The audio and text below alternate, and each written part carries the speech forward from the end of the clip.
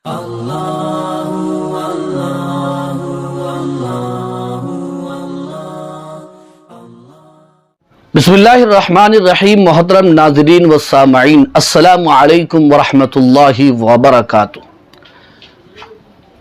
आजकल ये सवाल बहुत ही ज़्यादा पूछा जा रहा है कि हिंदुस्तान की हुकूमत और गवर्नमेंट ने लड़की की शादी के लिए 21 साल उम्र कानून बनाने का ऐलान किया है। इससे पहले कि उस कानून को नाफिज किया जाए और बाज़ाब्ता लागू किया जाए, इमरजेंसी में, हंगामी हालत में क्या आज ही हम अपने बच्चों और लड़कियों लड़कों का अक़्द करके, शादी करके बाद में विदाई और रुखसती कर सकते हैं या नहीं कर सकते? देखिए, शरीयत का मसला ये है कि शादी किसी भी उम्र में की जा सकती है और शरीयत का ये भी मसला है कि बेहतर ये है कि शादी होते ही फौरन विदाई और रुखसती कर दी जाए और उसके बाद फौरन वलीमा कर दिया जाए। लेकिन किसी मजबूरी की वजह से अगर कोई शादी के बाद फौरन रुखसती नहीं कर सकता है या विदाई मुश्किल है, जैसे उम्र कम है या फिर कोई और वजह है, या फिर जैसे अभी ये सूरत हाल पैदा हो चुकी है, ऐसी मजबूरियों की वजह से बाद में 6 महीने बाद, 1 साल बाद विदाई और रुखसती करना चाहते हैं तो बिल्कुल जायज़ है, उसकी भी शरीयत में गुंजाइश है और ये दुरुस्त है, आप इस तरीके से कर सकते हैं। लेकिन मैं आप हजरात को एक मशवरा दे रहा हूँ, वो ये है कि जो लोग इस वक्त हंगामी सूरत हाल की वजह से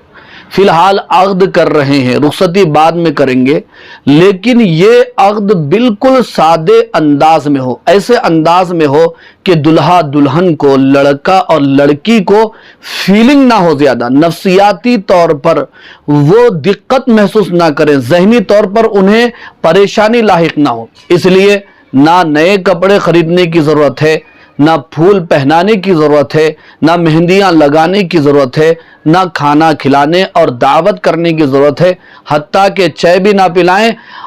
ज़रूरी लोग वहाँ पर रहें, 2 गवाह, काजी और इसी तरह महर को लाजिम कर लें और कुछ ख़ानदान के बड़े अफराद मौजूद रहें, इजाब व कबूल हो, महर की अदायगी हो, बस ये अक़्द हो, फिर उसके बाद उस महफिल को ख़त्म कर दिया जाए।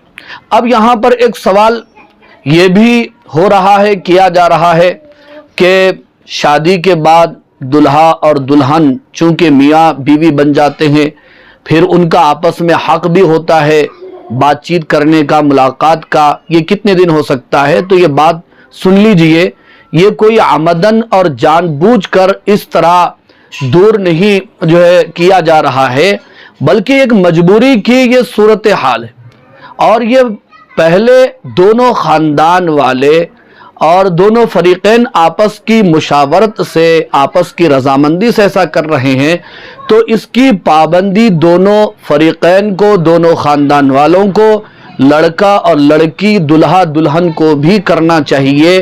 कि वो मुकर्ररा विदाई के वक्त तक अपने आप को मुलाकातों से, बातचीत से बचाए रखे। ये उनके लिए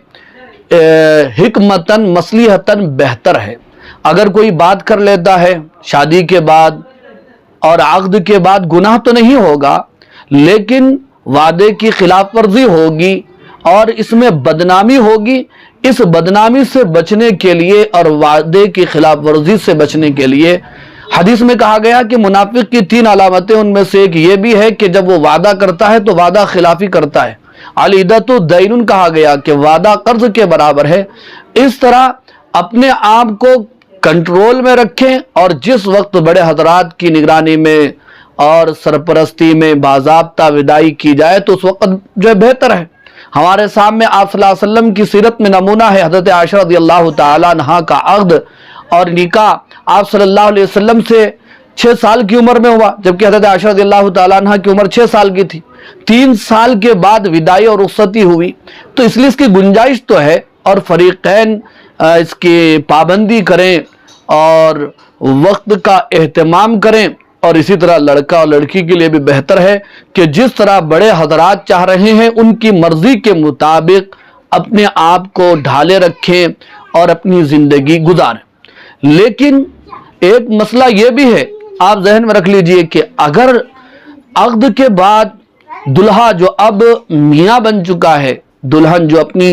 بیوی سے جو بات کر لیتا ہے، تو اگر وہ بات تنہائی میں ہو جسے خلوت صحیحہ کہتے ہیں، تو ظاہر بات ہے جب خلوت صحیحہ ہو گئی اور جب بات مکمل ہو چکی ہے تو پھر ایسی صورت میں دوسرے دن ہی ولیمہ کرنا پڑے گا۔ پھر وہ ولیمے کی اجازت بھی ایک ہفتے کی ہے، اس کے بعد کوئی ولیمہ بھی نہیں کر سکتا۔ تو اس لیے یہ چیزیں ہنگامی صورت میں، صورت حال میں، ایمرجنسی میں ہو رہی ہیں، تو اس کے وعدے کی پابندی کریں، اس کا پاس و لحاظ رکھیں، اسی میں ان بچوں کے لیے خیر ہے اور بہتری ہے۔ دعا کیجئے کہ اللہ تعالی ہمیں عمل کی توفیق نصیب فرمائے۔